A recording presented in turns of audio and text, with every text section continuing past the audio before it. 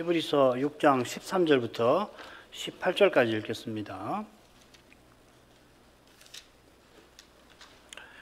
하나님이 아브라함에게 약속하실 때에 가리켜 맹세할 자가 자기보다 더 큰 이가 없으므로 자기를 가리켜 맹세하여 가라사대 내가 반드시 너를 복주고 복주며 너를 번성케 하고 번성케 하리라 하셨더니 저가 이같이 오래 참아 약속을 받았느니라.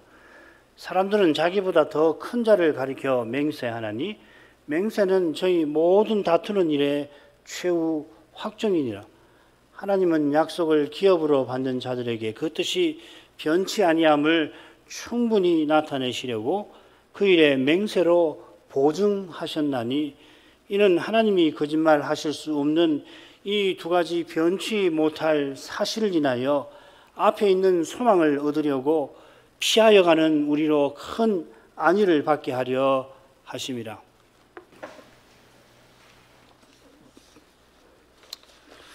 신약의 선자는 하나님의 사랑을 의지하여서 서신받는 교회의 이 문제를 해결할 길을 제시합니다.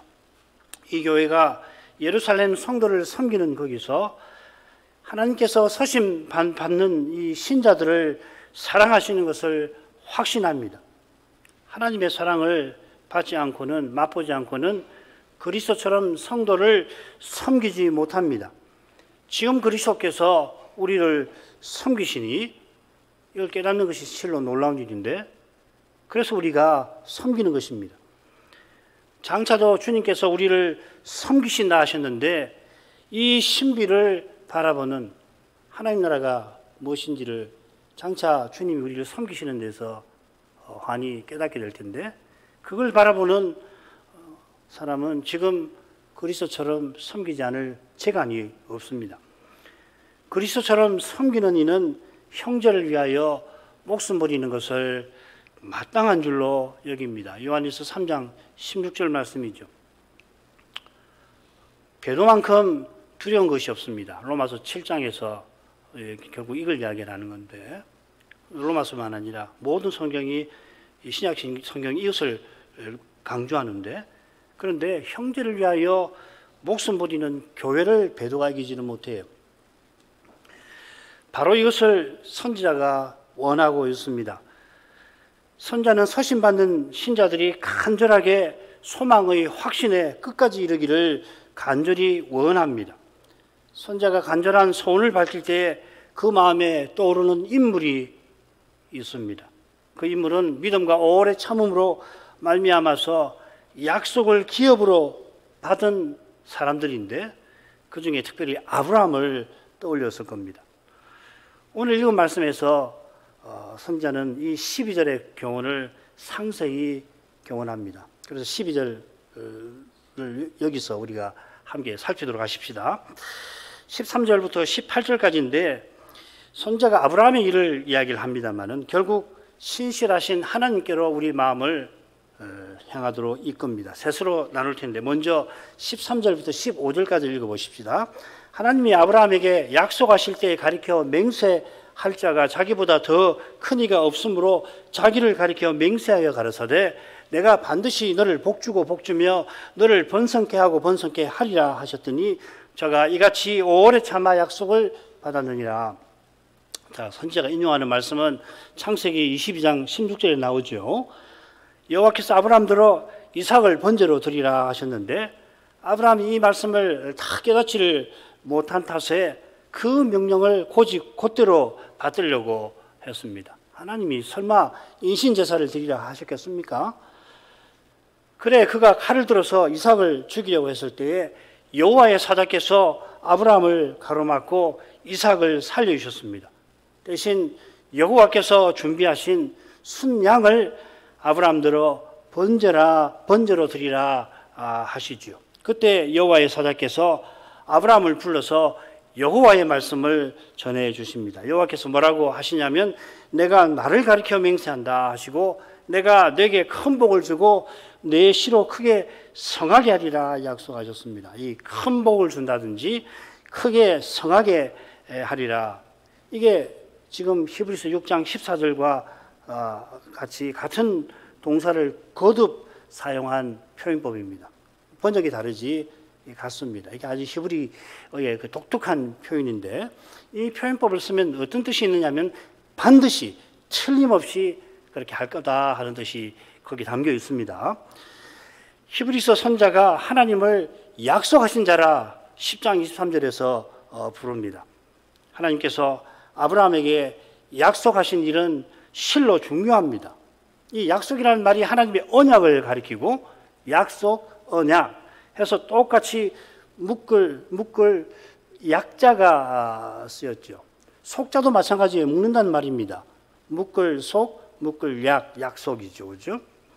이 묶는 행위가 하나님의 언약을 이해하는 데 핵심이라고 할 수 있습니다.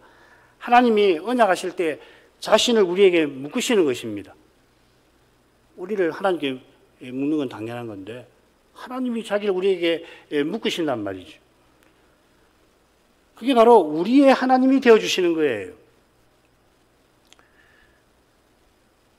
우리가 죄 없을 때라도 피조물이니 창조하신 하나님을 감히 가까이 하지 못하고 감히 모시지 못합니다. 하나님 앞에서 우리는 스스로는 아무것도 아닙니다. 죄 없어도 마찬가지입니다. 이사야는 토기장이와 토기의 관계에 빗대서 이 진리를 생생하게 교훈합니다. 토기장이가 원하는 대로 토기를 만든 다음에는 쓰든지 쓰지 않든지 원하는 대로 쓰거나 버립니다. 토기가 왜 나를 만들었습니까? 만드는가? 왜 나를 여기 쓰거나 혹은 쓰지 않고 버리는가? 토기장에게 묻는다든지 또 항의한다든지 못합니다. 사람이 생각하고 말하는 존재로 지음을 받았다고 해서 당연히 하나님께 묻거나 안 할 수 있는 게 아닙니다.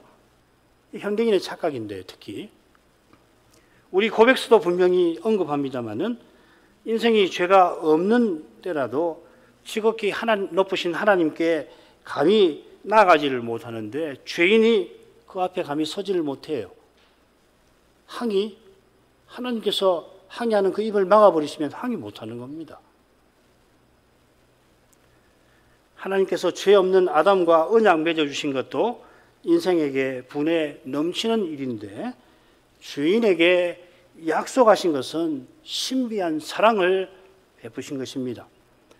성부께서 성신 안에서 성자의 아버지로 계셔주시는 것처럼 놀랍게도 우리의 아버지, 우리의 하나님이 되어 주시는 것입니다. 우리에게 자기를 매시는 거예요. 그래서 이스라엘이 금송아지 우상을 섬겼을 때 하나님의 이름이 얼마나 세상에서 모욕을 당하셨습니까? 얼마나 당하셨으면 배도한 이스라엘을 멸하시겠다 했는데 너무 지당한 결정 아닙니까? 그런데 그때 모세가 똑같이 하나님의 이름의 영광을 들어서 하나님 그 결정을 거둬주십시오 아뢰입니다. 열방이 이 일을 듣고서 금송아지 우상을 섬긴 이스라엘을 멸해버리셨다는 이 일을 듣고서 열방이 하나님 이름을 모욕할 것이니 그러지 마시고 하나님께서 용서하시는 사랑의 영광을 나타내 주십시오 한 겁니다. 우리가 하나님의 뜻대로 살아도 하나님께 없는 영광을 만들어 드리는 것이 못됩니다마는 하나님께서 연약하고 보잘것없는 순종도 잘 못하는 하나님을 잘 믿지도 못하고 순종도 잘 못하는 이런 우리에게 자신을 메워 주시는 것입니다. 우리가 무엇을 잘못할 때 특별히 동양인이라 염치 문화에 살기 때문에 이웃에게 어떻게 비칠까 해서 부끄러워하고 그 일을 감추는데 우리에게는 그런 문화적인 속성이 있는데 그보다 더 중요한 것은 이 잘못으로 인해서 하나님 이름이 얼마나 모욕을 당하시는 건가 그걸 생각하는 것이 옳을 것입니다. 이런 사랑을 깨닫는 사람마다 하나님 사랑에 보답할 심정을 품지 않을 수가 없게 되는 겁니다. 바로 여기서 하나님의 신비한 영광이 드러나는 겁니다. 그처럼 하나님께서 약속을 하실 때 맹세까지 하셔서 우리가 하나님 약속을 믿지 않을 수 없도록 하십니다. 이 맹세라고 하는 것은 본래 사람이 하나님의 이름을 불러서 자기의 약속을 틀림없이 지키겠다 하는 거죠. 두 가지가 있는데 약속을 지키는 거 혹은 이거 틀림없는 사실입니다. 확정을 하는 건데 지금 뭐 약속에 관한 거니까 지극히 의로우신 하나님을 심판자로 모시고서 만일 약속을 지키지 않으면 하나님의 두려운 심판을 내가 기꺼이 받겠습니다 다짐하는 겁니다.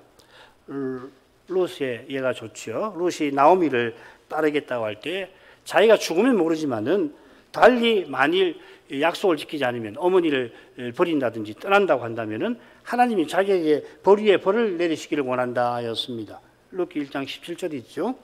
어머니께서 죽으시는 곳에서 나도 죽어 거기 장사될 것이라.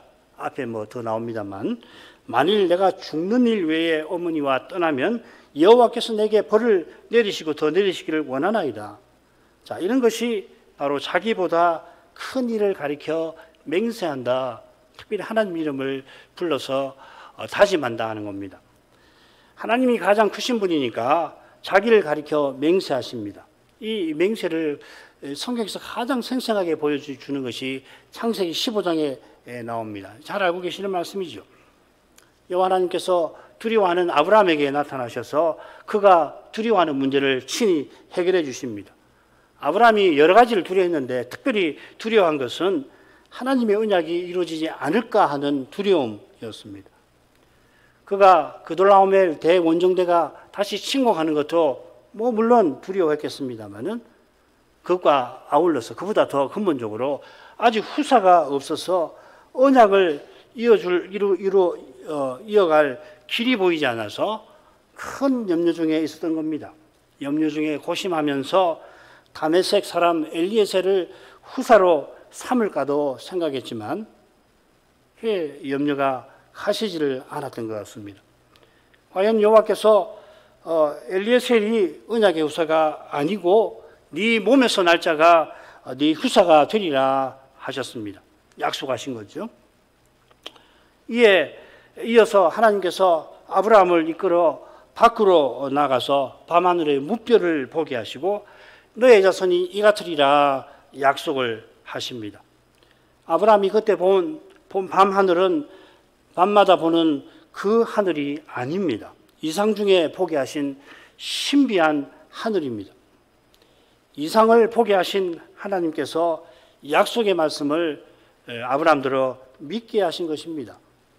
그 이상 중에 밤하늘의 별을 보고 하나님의 약속의 말씀을 믿은 거 아니에요. 아브라함이 믿지 않을 수 없도록 이 신비한 현상을 쓰신 것이죠.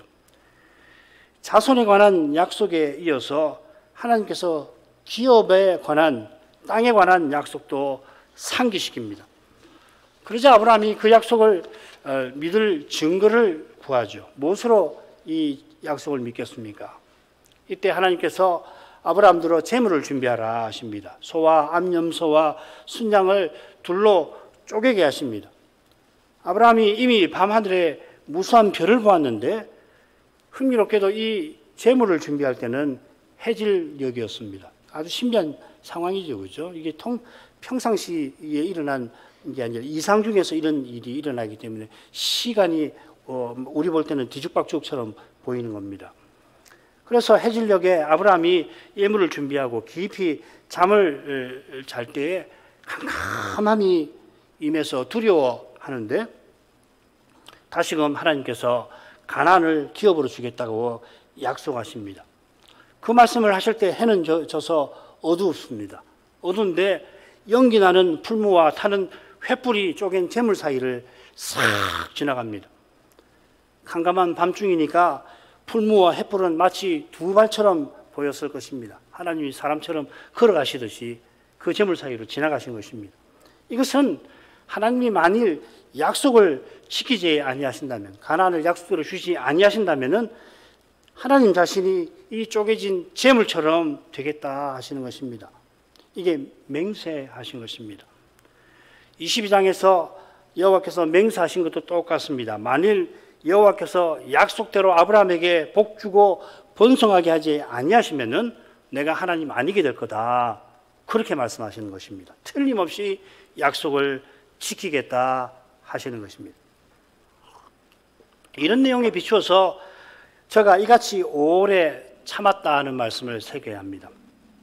사실 이같이 참은 게 아니고요. 오래 참은 게 아니라 그래서 그가 오래 참았다 이렇게 새겨야 좋을 것 같아요.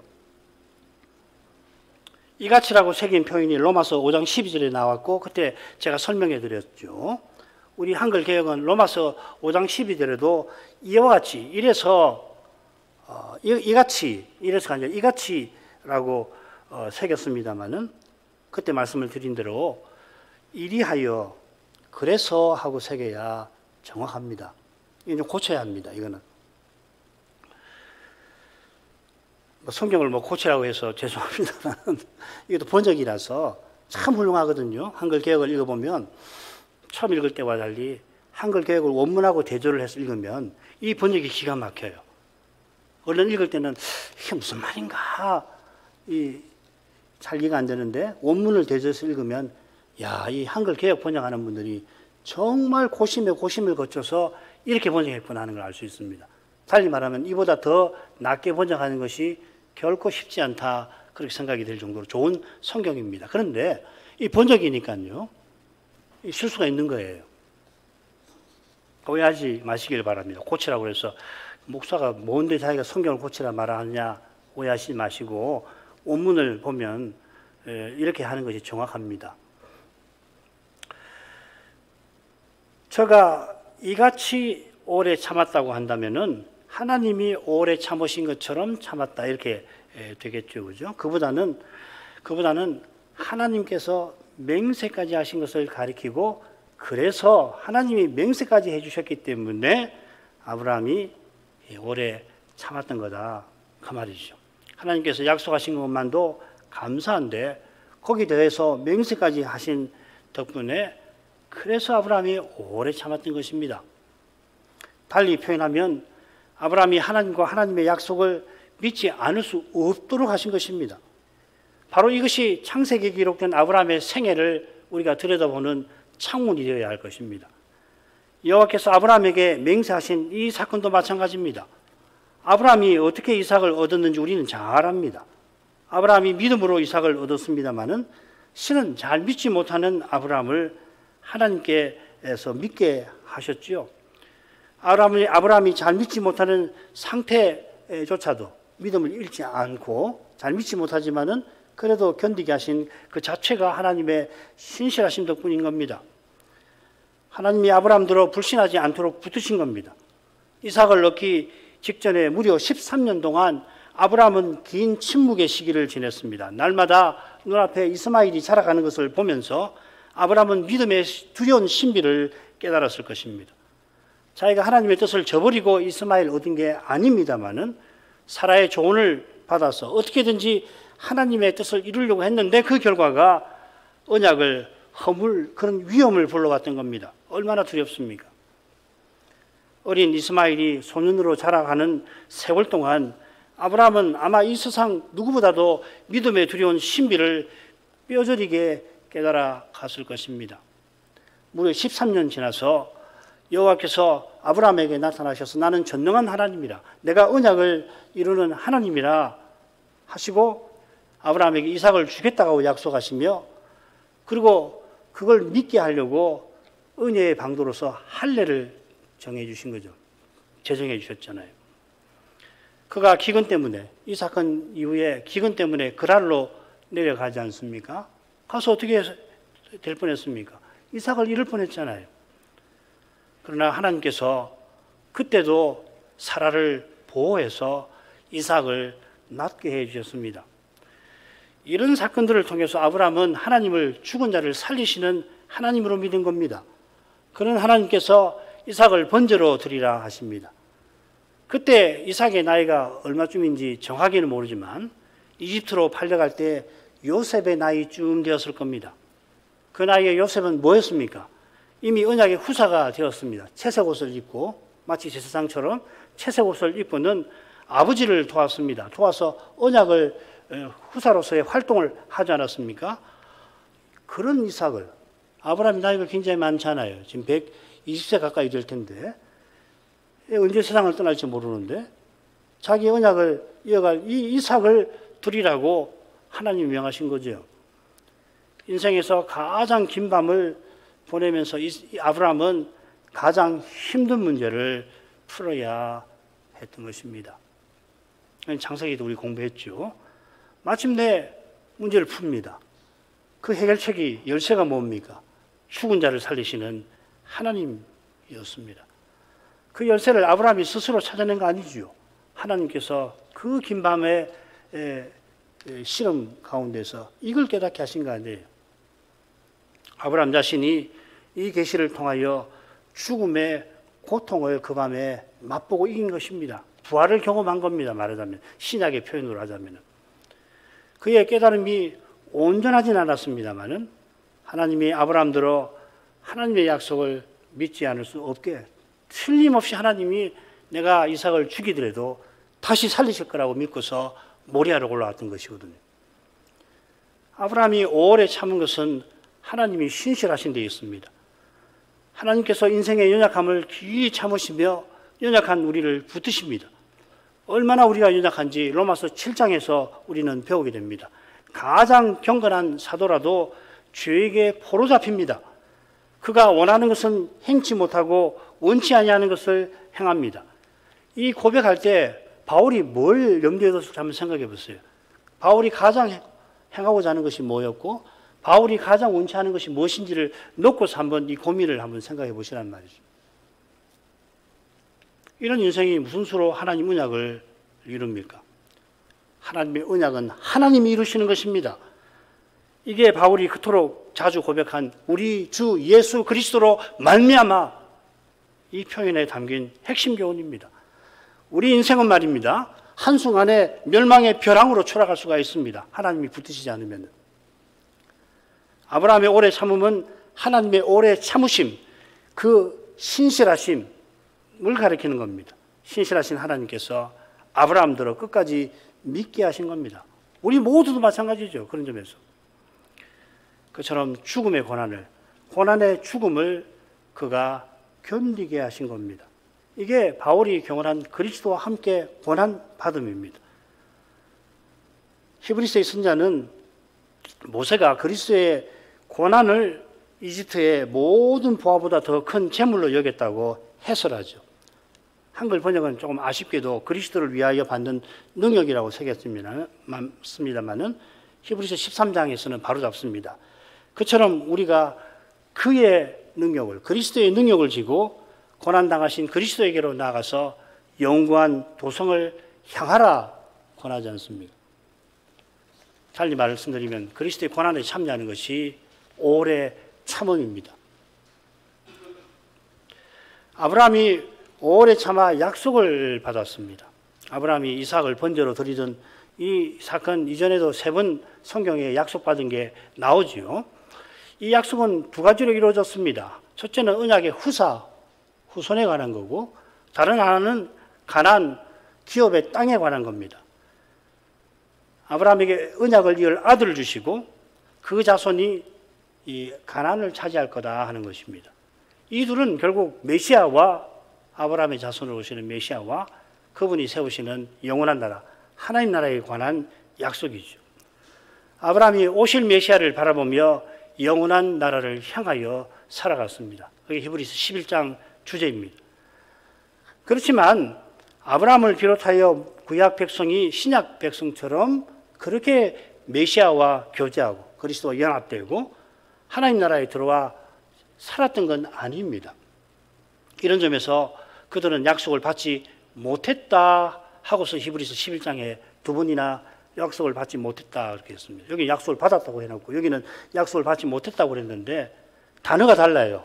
이게 번역의 한계인데 사용된 용어가 다릅니다.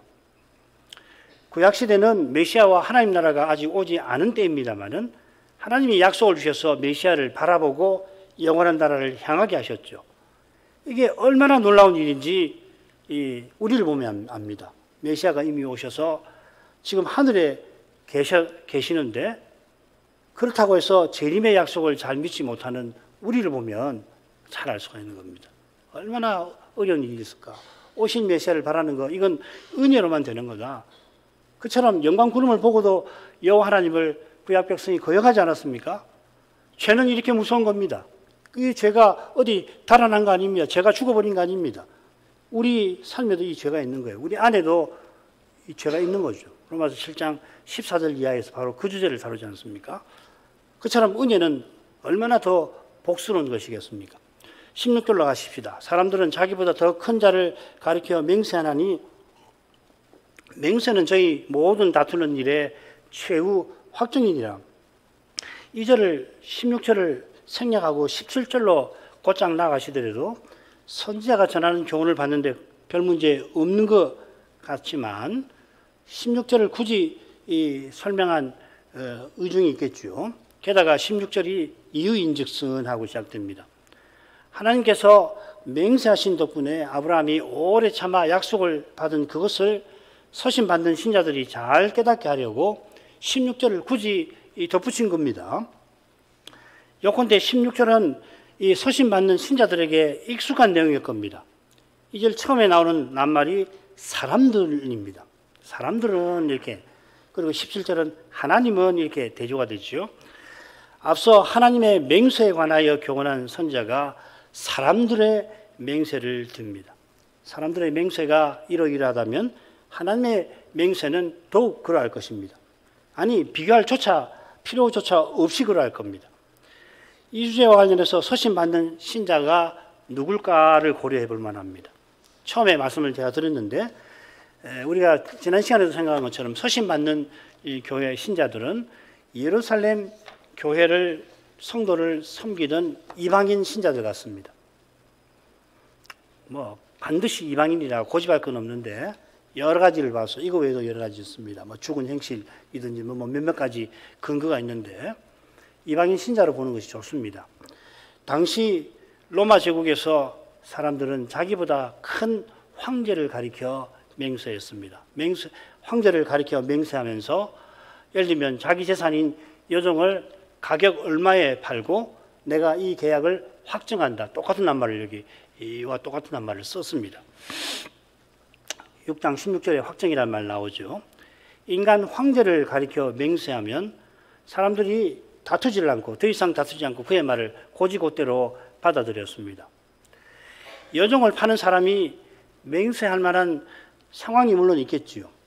여종이 과연 파는 이 사람의 소유가 맞는지, 혹은 이 주인이 여종을 걸어가지고서 남에게 돈을 빌린 일은 없는지, 그럴 수 있잖아요. 이 여종을 담보로 해서 내가 얼마를 빌려놓고서 담보가 없는 것처럼 팔아버릴 수 있지 않습니까?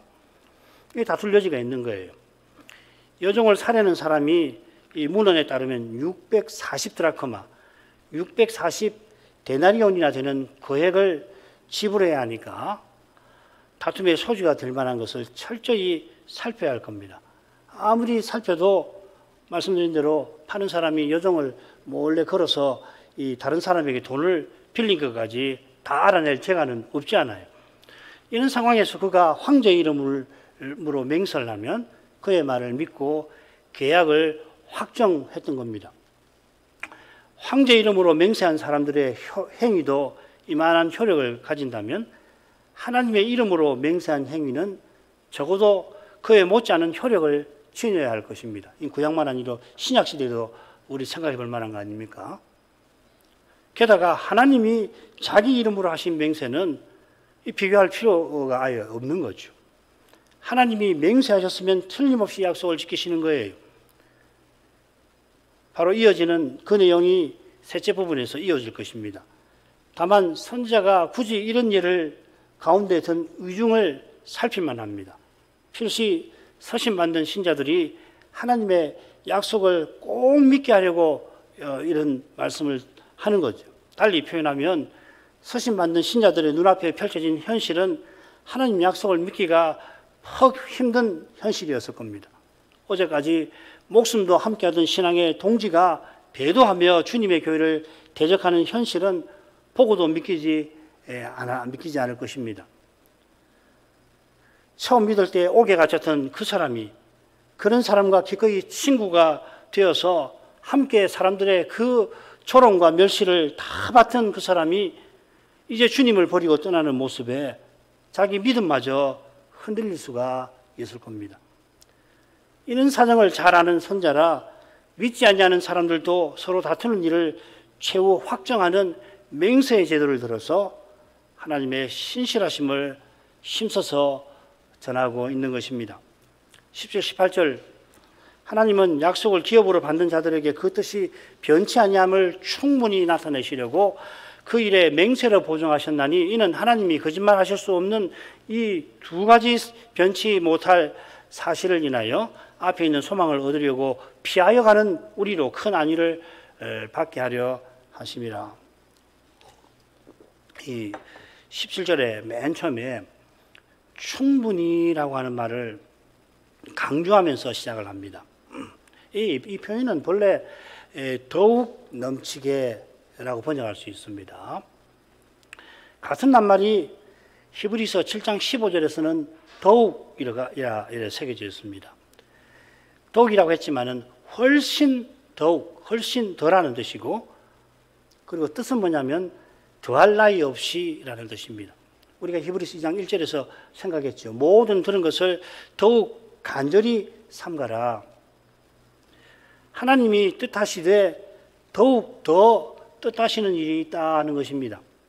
하나님이 원하시는데 오늘 원하시고 내일은 오늘보다 더 원하시고 그리고 그 다음 날은 더 원하시는 뜻하시는 그런 뜻입니다.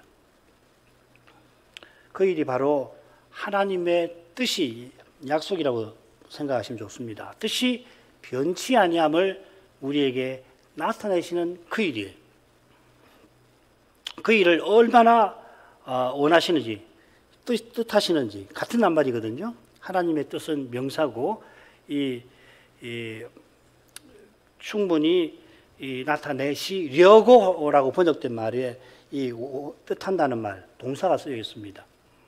굉장히 말을 정교하게 재밌게 쓰면서 하나님의 심정을 약속이 변치 않음을 강조하는 겁니다.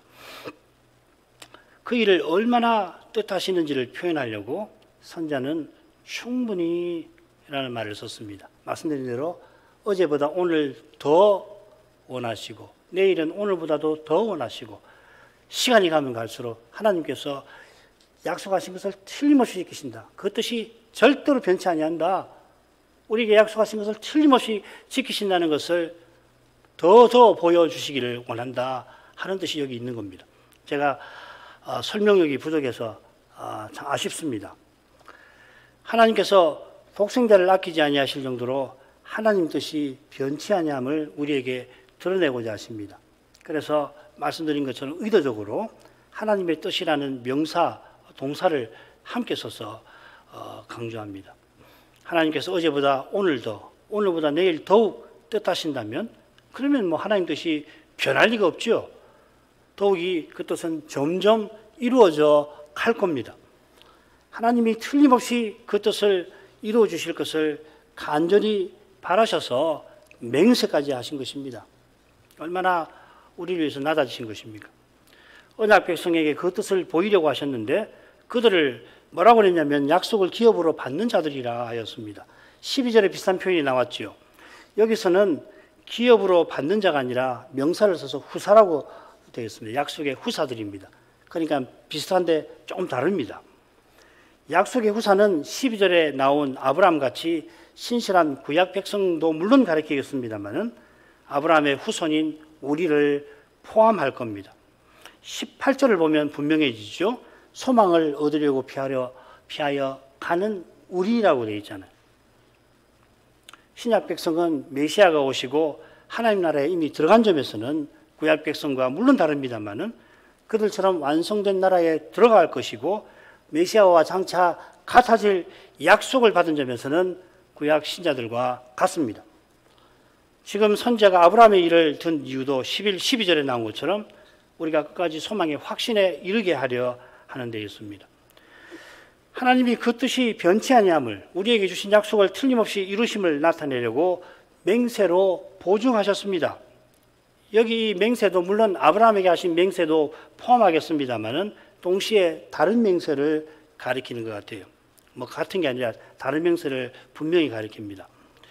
이 보증한다는 표현을 보면 이 맹세가 뭔지를 확인할 수 있습니다. 이 보증한다는 표현에서 중보자라는 말이 나와요.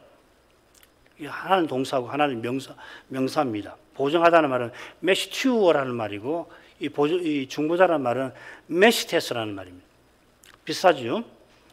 그리스도가 새 언약의 중보자이신데 하나님께서 맹세로 그를 영원한 대지상으로 세웠다 하였습니다. 앞으로 배울 겁니다. 하나님께서 맹세로서 예수를 영원한 대지상에 세우신 까닭에 우리에게 약속하신 그 일은 틀림없이 이루어질 것입니다. 이것이 바로 선자가 멜기세덱 반차의 대지상이신 그리스도를 꼭 전하려고 하는 이유이기도 목적이기도 한 거죠. 7장에서 그걸 생각을 할 겁니다. 18절에서 하나님께서 거짓말하실 수 없는 이 두 가지는 뭐냐면 두 가지 사실은 약속과 맹세입니다. 하나님이 약속하시면 틀림없이 지키시죠. 약속하시고 지키지 않으시는 법이 없습니다. 게다가 맹세까지 하셨으면 절대로 지키신다는 겁니다. 이 두 가지 사실을 통하여 우리가 큰 안위를 얻습니다. 이 큰이라고 한 표현이 흥미롭게도 예수님께 쓰였습니다. 심한 통곡과 간구로 소원을 올렸다. 심한 통곡과 눈물로 소원을 올렸다 이렇게 되어 있죠. 주님이 십자가로 나가려고 통곡하신 그만큼 우리가 안위를 위로를 얻게 하신다는 말입니다. 주님이 십자가로 가시는 길에 죽음의 고통을 겪으신 탓에 심하게 통곡하셨던 것처럼 약속에 이르는 그 길에서 우리 역시 비슷한 고통을 정도나 범위에서 견줄 수 없지만 성격에서 비슷한 고통을 신자는 겪습니다. 교회 여러분 그렇지 않습니까? 누구에게도 말할 수 없는 그런 고통을 하나님의 약속과 관련해서 맛보시잖아요. 특별히 자녀들과 관련해서. 그 길에서 하나님의 견고한 약속이 곧 무너질 것 같은 두려움을 우리는 맛보고 그 두려움에 견디지를 못하셨을 겁니다. 이 두려움을 고난의 죽음이라 할 수 있을 거예요. 기도하는데 죽음이 느껴지잖아요. 그런데 이런 죽음을 통과하지 않고서는 부활에 이르지 못합니다. 부활 그 간단한 이야기 아닙니다. 예수 믿으면 천당 너무 쉽게 이야기하지 말아야 합니다. 부활이 본래 죽음을 포함하는 말 아니에요. 다시 사는 거. 죽어야 다시 살 거 아니에요. 안 죽고 다시 사는 법 없어요. 물론 예수님 오실 때에 살아서 믿는 자는 영원히 살지만 그분도 믿음의 삶을 통해서 죽는 거거든요. 죽는 거예요. 이걸 맛보지 않고서 믿음의 길을 못 가는 겁니다. 날마다. 왜 날마다입니까? 죄와 죽음의 현실이 날마다 우리 곁에 있으니까요.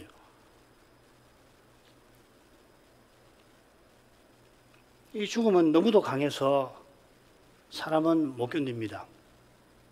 사람은 스스로 통과 못합니다. 겁이 나서 못 갑니다.